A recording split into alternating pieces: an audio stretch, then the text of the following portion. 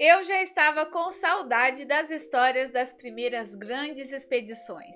Quem acompanha os vídeos há mais tempo sabe que adoro conhecer como desbravaram os polos. E hoje, mais uma vez, vamos ao Polo Sul ver quem foram as primeiras pessoas a pisarem por lá. A conquista do Polo Sul foi uma competição direta de duas expedições. Porém, o lado que vamos conhecer hoje não é o lado vencedor. Se ainda não é inscrito, clica agora para se inscrever e não perder nenhuma das nossas histórias, as mais incríveis viagens através do tempo, e tem vídeo novo toda terça-feira. Considere se tornar um membro do canal e ter acesso a conteúdos exclusivos preparados especialmente para os mochileiros, desbravadores ou viajantes do tempo. Meu nome é Vanessa Silva, uma historiadora em formação, e a quem interessar, essa é a história que eu vou contar hoje. A Expedição Terra Nova, liderada por Robert Falcon Scott em 1912. Uma aventura que resultou em tragédia, com ele e seus companheiros partindo em uma jornada sem volta.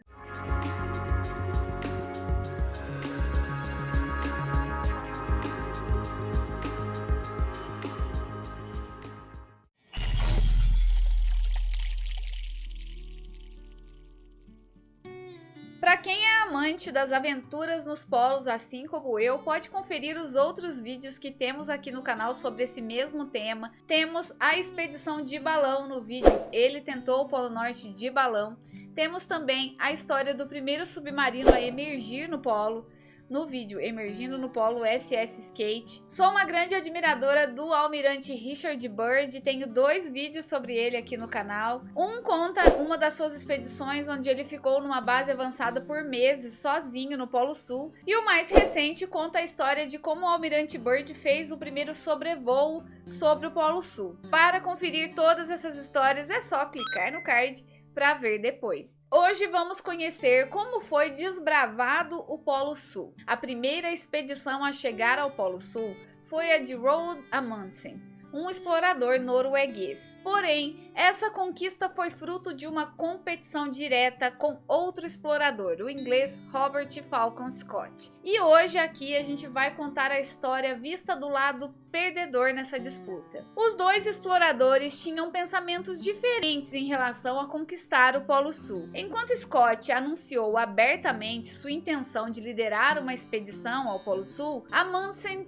manteve segredo de sua expedição até o último momento. Robert Falcon Scott nasceu no dia 6 de junho de 1868, terceiro de 6 filhos de John Edward Scott e Hannah Cumming, em Stoke Damerel, perto de Devonport, Devon. Sua família tinha tradição na carreira militar e assim ele se tornou também um oficial da Marinha Real Britânica. Ele foi escolhido para levar a bandeira inglesa ao Polo Sul quando tinha apenas 18 anos, embora nem ele soubesse disso na época. Em maio de 1887, ele era aspirante da Marinha e levou seu barco à vela Vitória numa regata no largo da ilha de St. Kitts, nas Ilhas Ocidentais. Clements Markham, primo e convidado do comandante de Scott, assistiu à regata e, depois de ter sido apresentado ao vencedor, escreveu em suas notas que Scott era o homem destinado a comandar a expedição à Antártida. Porém, naquela época, uma expedição para lá não passava de um sonho de Markham, um sonho que ele perseguiu obstinadamente durante 25 anos depois disso. Ele foi então eleito presidente da Royal Geographical Society em 1893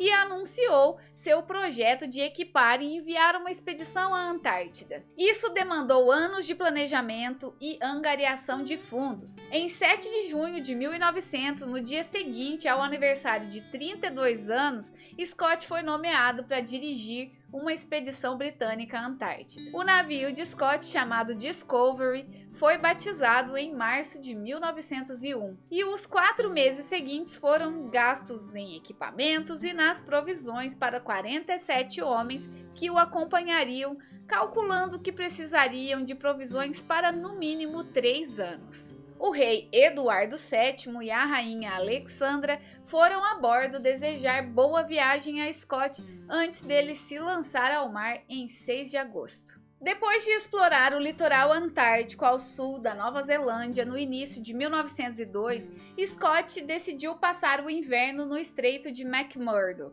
Em 23 de abril, o sol se escondeu abaixo do horizonte, marcando o início de 4 meses de escuridão do inverno. Com a chegada da primavera na Antártida, em setembro de 1902, Scott começou a enviar expedições curtas de trenós puxados por cães como ensaios para uma grande expedição terrestre que seria realizada no verão. Scott mesmo não estabeleceu como objetivo alcançar o Polo Sul. Ele costumava criar pequenos objetivos e indo cada vez mais longe. Talvez assim não se frustrasse em caso de insucesso. Até mesmo seu companheiro de expedição, o cirurgião e zoólogo Edward Wilson, escreveu em seu diário que o objetivo era chegar o mais ao sul possível numa linha reta sobre a barreira, que é a bancada de gelo do Mar de Ross, e atingir, se possível, o Polo Sul. Em 2 de novembro, Scott, Wilson e o segundo tenente Ernest Shackleton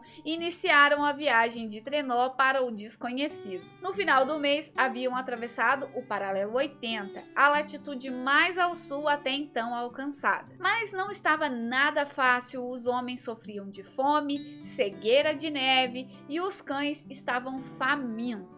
Não podemos parar, não podemos voltar atrás e não temos alternativa senão se encher de coragem e seguir em frente. Foi o que escreveu Scott em seu diário. E aqui foi marcado o seu primeiro fracasso. A apenas 770 quilômetros do Polo Sul, os três tiveram que voltar, chegando ao Estreito de McMurdo em 3 de fevereiro de 1903. Antes da chegada do próximo inverno, Scott enviou alguns de seus homens de volta, incluindo Shackleton, que estavam sofrendo de escorbuto, que é uma doença causada pela deficiência de vitamina C a bordo de um navio de resgate. Em fevereiro de 1904, o seu navio Discovery, que estava preso na neve já fazia 2 anos, foi libertado e seguiu rumo à Inglaterra. Apesar de não ter tido sucesso, Scott foi recebido em sua pátria como herói. Foi convidado para uma caçada ao galo silvestre com o rei na Escócia,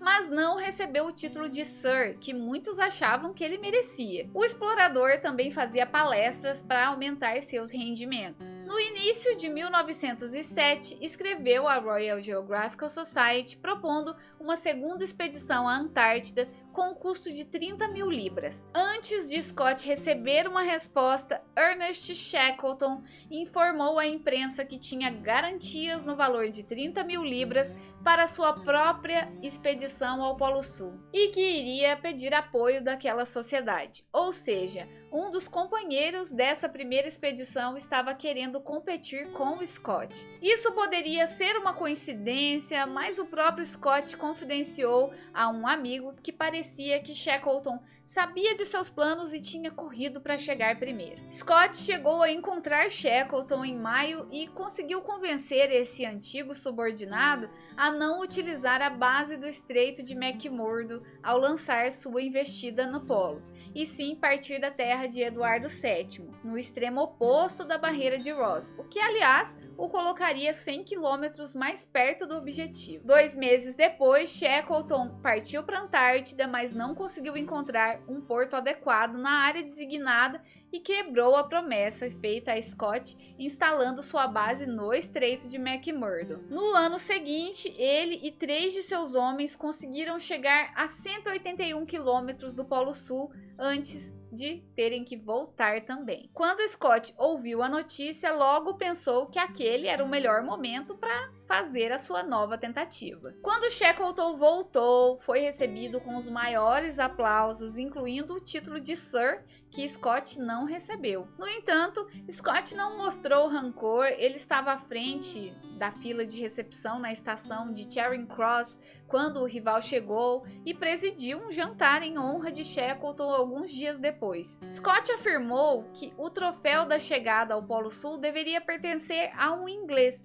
e disse que pessoalmente estava preparado desde há 2 anos para partir em busca desse troféu. Em setembro, anunciou seu projeto de angariar 40 mil libras para financiar uma expedição particular. Ainda sem todos os fundos necessários, Scott partiu da Inglaterra em junho de 1910. Seu novo navio era o Terra Nova, estava bem equipado e a expedição contaria com alguns veteranos da primeira viagem, incluindo Edward Wilson. Até então, Scott estava tranquilo, afinal ele estava competindo com um conterrâneo seu e de qualquer forma a conquista do Polo Sul, se não fosse por ele, estaria nas mãos da Inglaterra. Mas daí ele teve uma grande surpresa ao chegar a Melbourne, Austrália, em 12 de outubro de 1910, quando recebeu um telegrama de poucas palavras que dizia: "Peço-lhe licença a informar, sigo Antártida Amundsen." Foi assim que o oficial inglês soube que a expedição ao Polo Sul, muito planejada, seria na verdade uma corrida contra Roald Amundsen,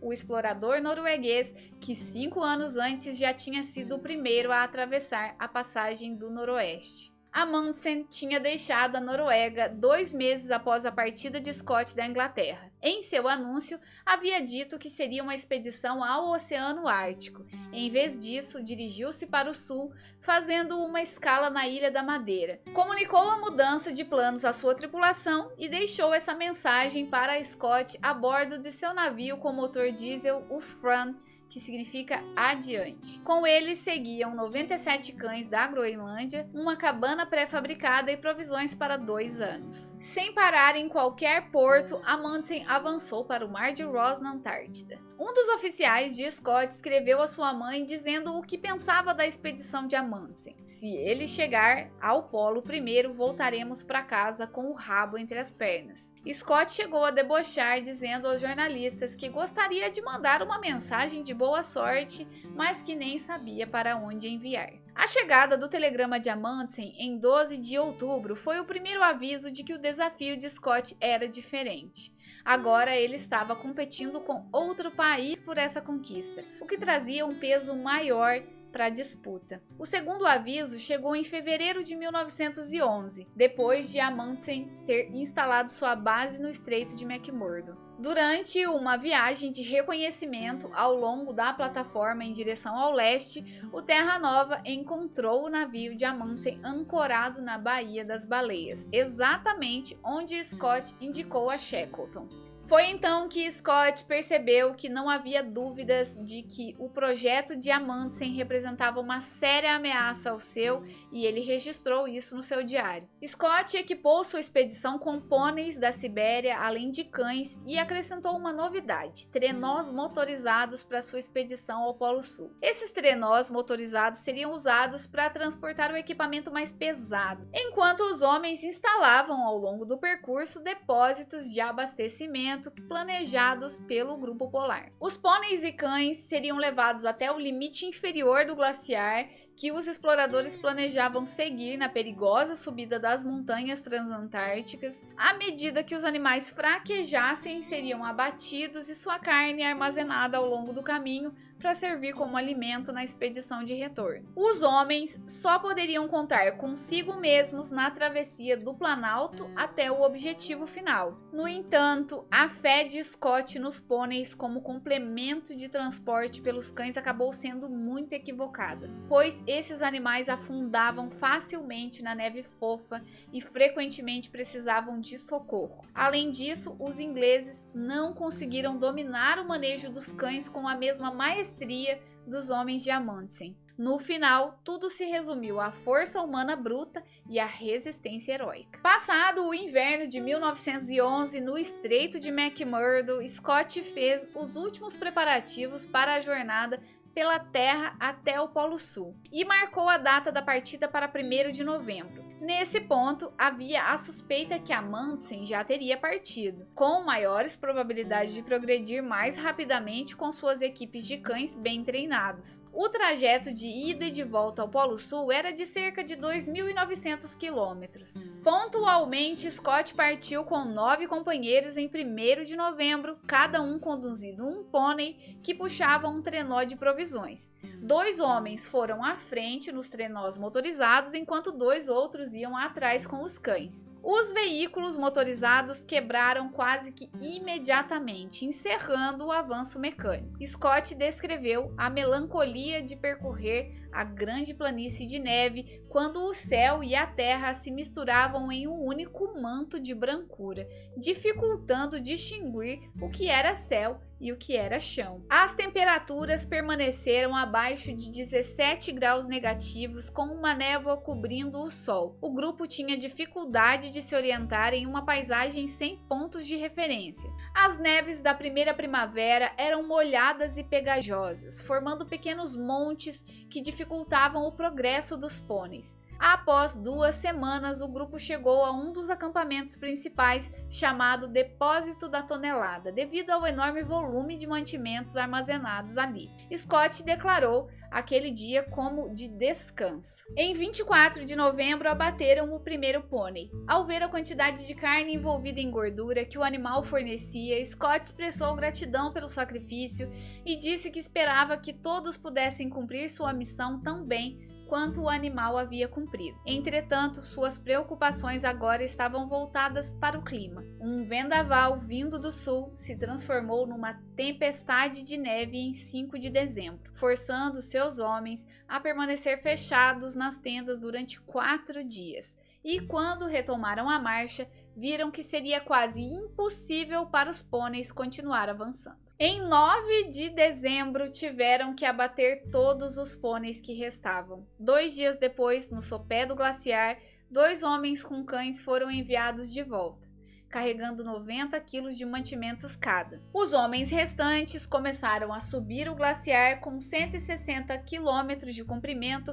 que os levaria a 3.000 metros acima da barreira de Ross. Em um dos dias, avançaram apenas 6,5 quilômetros. Após 9 horas de esforços agonizantes tentando superar o desafio de Amundsen, Scott, que gostava de enfrentar um desafio de cada vez, estabeleceu para o seu grupo um objetivo de superar primeiro o recorde de Shackleton em direção ao Polo Sul 3 anos antes.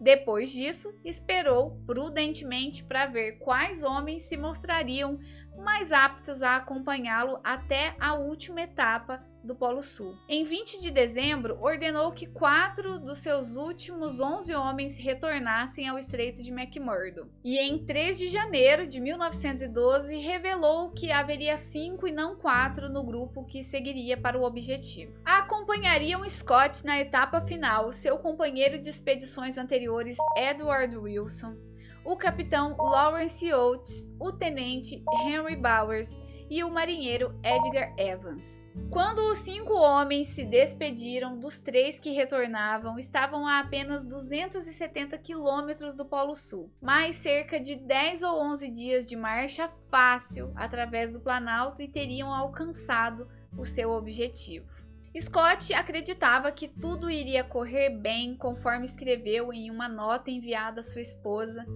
O que mais o encorajava era a ausência de qualquer vestígio dos noruegueses, supondo que Amundsen seguiria a rota aberta por Shackleton de 1908 a 1909. Em 6 de janeiro, o grupo de Scott ultrapassou a linha onde Shackleton foi obrigado a recuar, mas estava mais frio do que o esperado para o meio do verão. As nuvens surgiram de repente e a neve estava excepcionalmente macia, dificultando o avanço. Em seu diário, Scott registrou que nunca havia sofrido tanto em todo o percurso. Ele acreditava que no dia seguinte alcançariam o destino final. Assim, partiram após o almoço do dia 16 de janeiro. Apenas 2 horas depois, o destino estava à vista. Mas encontraram algo a mais que foi aterrador.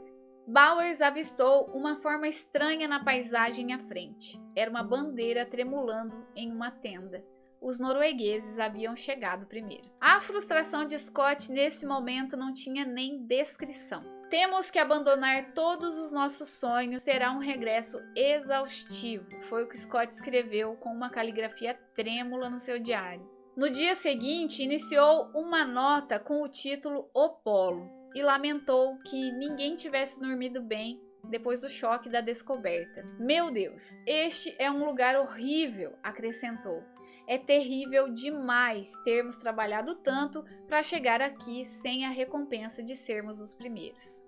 Amundsen e 4 companheiros haviam alcançado o Polo Sul em 14 de dezembro de 1911, utilizando esquis e trenós puxados por cães, um mês antes de Scott, percorrendo uma rota diferente e gastando 21 dias a menos que os ingleses. No dia em que Scott chegou ao Polo Sul, Amundsen estava a uma semana de sua base na Baía das Baleias.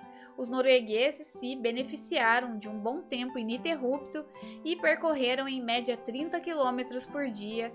A vitória foi em grande parte atribuída à sua habilidade na condução dos cães. E aqui, meus amigos, o sonho começa a se transformar em pesadelo.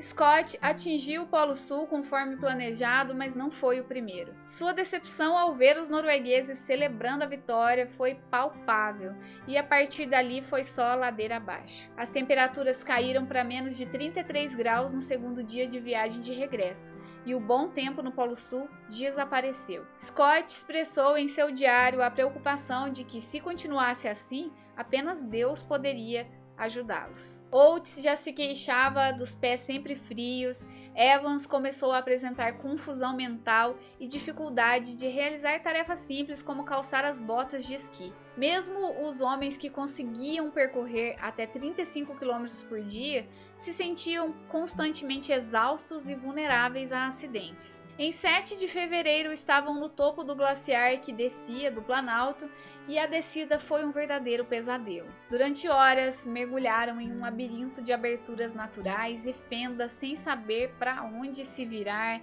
No dia 14, Scott, otimista, escreveu em seu diário que não se podia negar o fato de que estavam progredindo bem. 2 dias depois, após um café da manhã leve e uma caminhada matinal de 13 quilômetros, Evans caiu vomitando e tonto. Ele insistiu em continuar a marcha no dia seguinte, que era 17 de fevereiro, mas pouco depois ficou para trás para ajustar as botas de esqui. Quando perceberam que ele não estava os acompanhando, os outros voltaram atrás e o encontraram de cócoras na neve falando coisas sem sentido. Montaram imediatamente um acampamento e o colocaram em coma em uma das tendas. Evans morreu naquela noite, sem recuperar a consciência. No final da primeira semana de março, esperavam pelos trenós que deveriam encontrá-los, mas na verdade os 2 homens haviam chegado ao depósito da tonelada em 2 de março e retornado ao Estreito de McMurdo antes deles chegarem. Oates vinha sofrendo em silêncio, em uma agonia causada pela gangrena em seus pés, sabendo que isso atrasaria a marcha dos companheiros. Na manhã de 16 ou 17 de março, até Scott já havia perdido a noção dos dias. Oates pediu para que o deixassem para trás em seu saco de dormir, mas os outros se recusaram, incentivando-o a caminhar mais alguns quilômetros naquele dia. No dia seguinte, durante uma tempestade de neve, ele se levantou e disse que iria lá fora e que talvez demorasse um pouco. Ninguém falou nada, mas perceberam que se tratava de uma despedida. Os 3 exploradores restantes instalaram o último acampamento em 19 de março, a apenas 18 quilômetros do depósito da tonelada. Nesse ponto, o pé direito de Scott estava tão gelado que ele sabia que o melhor que poderia esperar era uma amputação. Bowers e Wilson ofereceram-se para tentar avançar até o depósito e voltarem com alimentos e combustível, mas uma tempestade de neve os manteve fechados na tenda. Em 29 de março, Scott escreveu no diário apenas que era uma pena, mas achava que não poderia mais continuar escrevendo. Em 7 de março de 1912, chegaram a Londres notícias do triunfo de Amundsen. No mês seguinte, uma notícia em forma de telegrama da Nova Zelândia dava notícias da expedição de Scott. Ali revelava que eles estiveram a 240 quilômetros do alvo em 4 de janeiro. Isso era verdade. A decepção da chegada ao objetivo se deu em 16 de janeiro, quando se deram com a bandeira norueguesa. Enfim, era a convicção geral de que, embora os noruegueses tivessem vencido, a expedição britânica regressaria depois de passar mais um inverno antártico. O ano de 1912 acabou e no início de 1913 a senhora Scott foi ao encontro do marido, atravessando os Estados Unidos e embarcando para o Pacífico Sul. Em 19 de fevereiro, o comandante lhe entregou um telegrama que havia sido enviado da equipe de socorro no Estreito de McMurdo, relatando que haviam encontrado os corpos do Capitão Scott e seus 2 companheiros dentro da tenda. Aparentemente, depois da tempestade de neve que os enclausurou na barraca, eles não saíram mais dela. Também foi revelado que eles haviam sido encontrados em 12 de novembro do ano anterior. Eles já haviam morrido ali fazia mais de 6 meses. A última nota no diário de Scott dizia: "Pelo amor de Deus, cuidem dos nossos." E aqui chegamos ao fim de mais uma história. Triste fim desses corajosos exploradores. A busca por objetivos incríveis nem sempre é condecorada com sucesso. A coragem e determinação de Scott e sua equipe permanecem como testemunhos valiosos da nossa busca incessante pelo desconhecido. Mesmo diante de desafios imensos e do destino implacável, eles foram verdadeiros heróis da descoberta, por mais árdua e implacável que tenha sido sua jornada. Suas histórias nos lembram que, embora os caminhos da exploração estejam repletos de perigos e incertezas, é a bravura que nos impulsiona a avançar rumo ao desconhecido, moldando assim o curso da história e expandindo os limites do nosso entendimento. Espero que tenham gostado do vídeo de hoje. Não é uma história feliz, mas nos ensina certas lições. Vou fazer o possível para trazer nos próximos vídeos o outro lado da moeda dessa história, trazendo como foi a expedição de Amundsen. Se gostaram, deixem o like, comentem e, se possível, compartilhem com alguém que possa apreciar esse tipo de conteúdo. Na descrição do vídeo vocês vão encontrar as informações sobre o livro Os Grandes Mistérios do Passado e as outras fontes que utilizamos para criar o roteiro de hoje. Eu fico por aqui, uma ótima semana a todos vocês e até a próxima história.